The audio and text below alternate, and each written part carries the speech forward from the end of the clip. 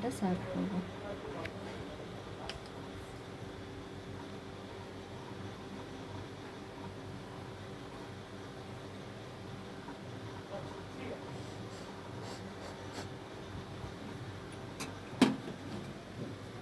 জিরে আর লঙ্কা গুঁড়ো করা আছে, জিরে ভাজা, শুকনো লঙ্কা গুঁড়ো করা আছে, আমরা এটার উপর দিই।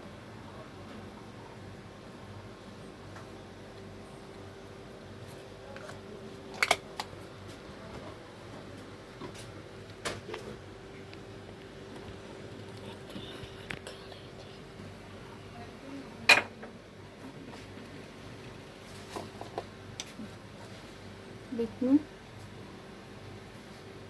সামান্য বিট নুন,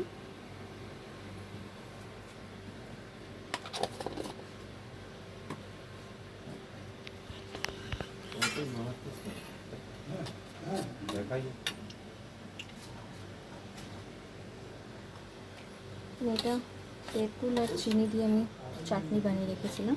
তেঁতুলের দানাগুলো বের করে মধ্যে চিনি দিয়ে একটু আস্তে করে 10-15 মিনিট ফুটিয়ে নেবেন। এইভাবে গাঢ় হয়ে গেলে নামিয়ে দেবেন।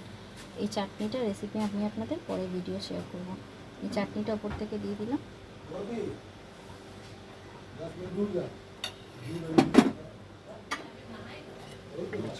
সামান্য কাশ্মীরি লাল মির্চ দেখুন।